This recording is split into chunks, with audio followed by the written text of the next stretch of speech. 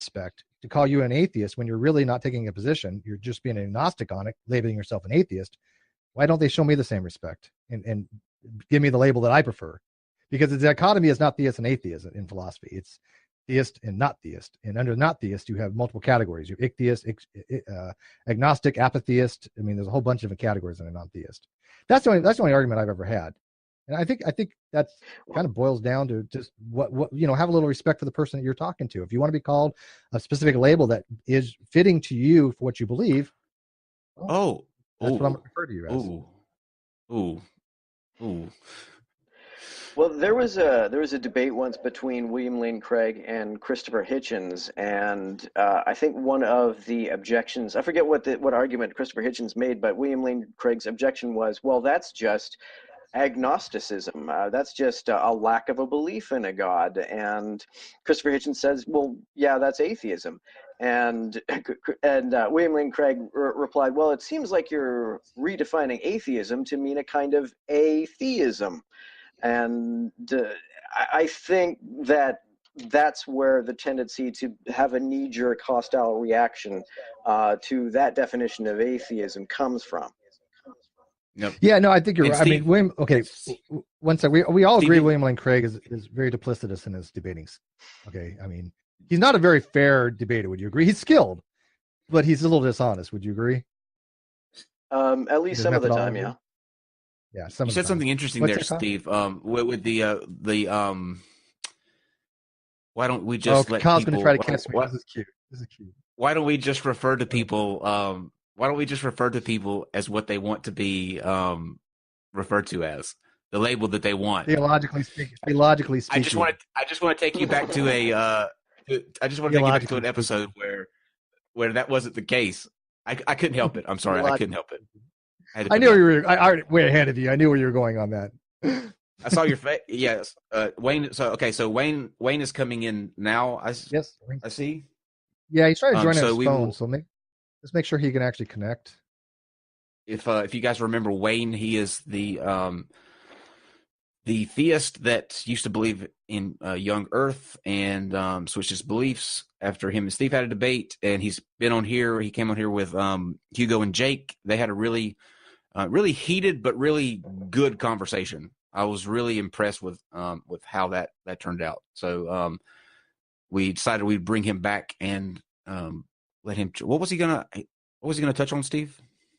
I think he wanted to actually talk about if the proposition or the question, does God exist, have any real meaning?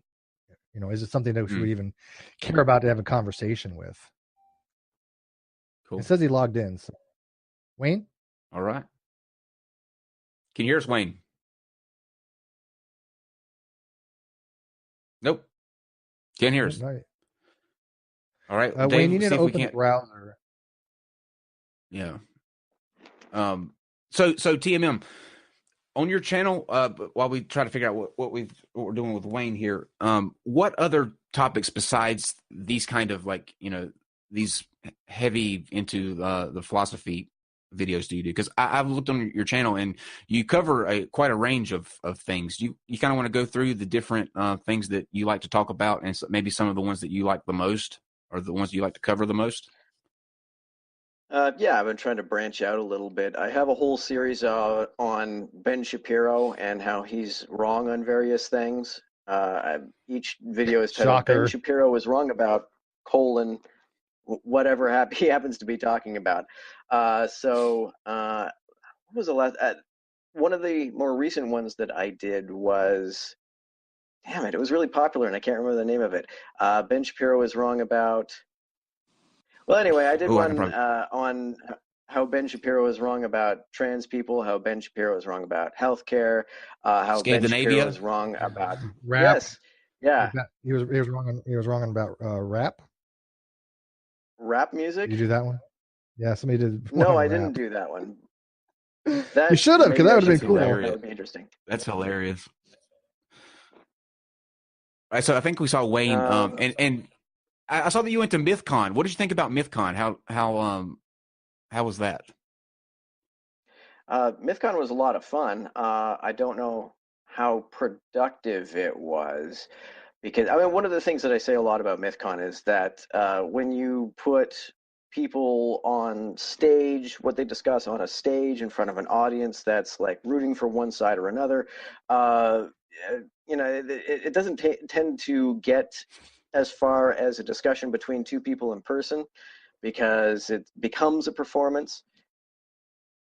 Mm-hmm. Which panel did you think was the most contentious? That was clearly the one between Sargon and Richard Carrier. Oh, I thought so. Yeah, we've had both of them on here, and they're both so like nice and respect. You know, I like them both, and it was one of those situations where it's kind of like watching mom and dad fight. You know, you're like, oh, why can't they just stop? I think what happened is they both thought they were coming into an adversarial position with each other, and I don't think they ever moved past that. I think that they would have started not realizing they're not really adversarial and just having a conversation. It probably would have been as visibly hostile as I think it was. Well, it felt to me like that's what Richard Carrier was trying to do. Yeah, I don't know. I'm going to ask him. I'm going to hopefully be visiting with him on the 29th and having some drinks with him. And I kind of want to ask him about that. Last question before we bring Wayne on. What did you think about the armored skeptic and creationist cat back in the back and forth that they had? What was your takeaway from? You mean specifically at MythCon? Yeah. They had what was the subject line that they were trying to suss through? I can't remember it off the top of my head what the specific topic was. Something about how we can come together, middle ground on atheism or something like that. Yeah, it was something about liberal versus conservative atheists and finding middle ground between them. I think something like that. And I think Vadim's point was that there are a lot of folks that atheists are embracing who are on the right, who are also quite often quite religious and quite fond of woo. People like Ben Shapiro sometimes, people like Jordan Peterson sometimes. And Vadim's point was that if you're embracing these people, that's not very skeptical, especially if you embrace some of their more woo-ish ideas. And I think Armored Skeptic's response was if you don't believe in something like or if you do believe in something like, say, trickle-down economics, that was the example that Vadim used. Armored Skeptic said, well, that doesn't have anything to do with atheism. And Vadim was like, well, it doesn't have anything to do with atheism, but it has a lot to do with skepticism. I don't follow that. Yeah, well, that's good. Because you need to be Vadim's skeptical point was of that go ahead. Go ahead. Vadim's point was that you should be skeptical of things like trickle-down economics because he believes that it's been fairly thoroughly debunked. First, I don't particularly think that, but economics was not my strong point. I took it in college and it sucked. But I don't know what that has to do with skepticism. I think he's conflating philosophical skepticism, what's called ordinary skepticism. And I think there's a huge distinction to be made there. But I don't see the relationship toward atheism. I think the point to be made is if you want to talk about having a skeptic mind, right? If you want to be skeptical on certain woo-woo claims, right? Then like when Jordan Peterson thinks that for some reason thousands of years ago shamans were able to see DNA because they can close their eyes and that's just see these visions of DNA in their eyeballs. That's just bizarre, right? If you want to be doubting that particular woo-woo shit, then I'm all for that. Although it's technically not skepticism, but I don't know how that relates to something like economics, where first of all, like I said, I don't even think trickle down has been quote just. You're overcomplicating. I'm actually just saying be wary of it. You're overcomplicating it. He's just saying be wary of. That's not. You should that's be not wary skepticism. of things. That's not skepticism. Okay. That's just people saying, "Oh, well, just be wary of shit." That's to your definition, but to everyone else's, it's skepticism. Wayne, are you with us? Everybody else is wrong. Wayne. Hey, can you guys hear me? Yes, we can. What's up, my friend? Hey, what's up, guys? Hey, buddy. You want to introduce yourself, and then we'll let you have the ask the questions to TMM that you wanted to ask. Sure. Wayne Fillmore, I've been her probably 3 times so far, 2 times, something like that. Yeah, 3 Former or 4. younger creationist. Former younger creationist, former long-term substitute science teacher, evolutionary creationist, theistic evolutionist, Christian, and now, and I guess, somewhat of an amateur debater. So, yeah. Excellent. All right. Sure. Go with that. Whenever you're ready, Wayne, we're going to let you kind of ask your questions and steer it from here. Well, I didn't really have any questions. The way it was presented to me was I was going to present some arguments, and we were going to discuss it, and I guess go from there. So I don't really have any questions, but I guess I have some points I guess we could discuss. Sure. But I came in a little late. You guys were talking about like it. What is it? Atheism, not atheism, but atheism. And Atheism. Does the question of God even make sense? And different definitions of certain beliefs or certain positions. And so I came in towards that. So which way do you guys want me to come at it? Go with your. Why don't you let's go address with that? your Yeah. Mm-hmm. Yeah, go for it. So does the question of God make sense, or is it so?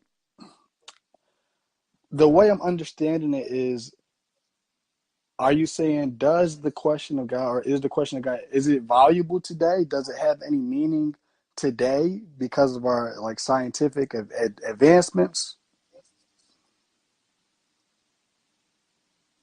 In that direction. I mean, that's a great question, actually. I mean, a lot of people will posit that the more we learn about science, the less there is a need for God as an explanation, because there's something to be said about people have used the God position in order to explain things that they didn't understand before.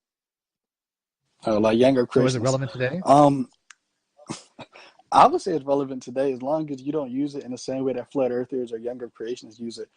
They're using God as a scientific explanation, and the people who came before, younger creationists and flat earthers and all those people, they were a lot more honorable. These were people who understood that God is not a scientific explanation. It's more of a philosophical explanation that might help benefit the happiness in your life, or it might help benefit the purpose in your life that you're longing for or you're searching for. So as long as you don't use it as a scientific explanation, I think it definitely does hold weight, or it does hold value for those types of people looking for a philosophical type of truth. But if you're looking for like a scientific truth in a God question, those are 2 different fields. What do you think, TMM, about what he just said there about that?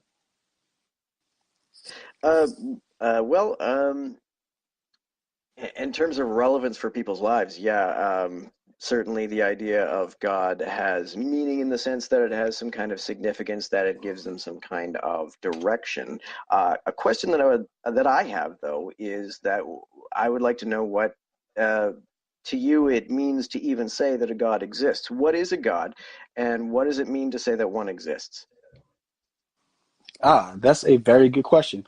I will say, as far as when people in Western civilization think about God, they think about, or they tend to automatically like bring into their mind the Christian Judeo God, omnipotent, omnibenevolent, the omnis. And for this discussion, just get that out of your head. we cannot talk about that God. We can talk about a more general type of God. So what does it mean for a God to exist? I like the definition of God that the ancient Israelites would use. So their version of God was Elohim, and that is one word that has many different meanings. So an Elohim is just a disembodied spiritual agent that belongs in the supernatural or spiritual world. So like, for example, your dead grandparents would be an Elohim. They wouldn't be an Elohim in the same way that Yahweh is, because Yahweh is unique, but I think that is probably one of the better ways to put it. And that would lead you probably to like deism. There is a God. Is he a personal God? Is he Allah? Is he Buddha? Is he etc.? We don't know. But I think that would be the best definition that I could go with.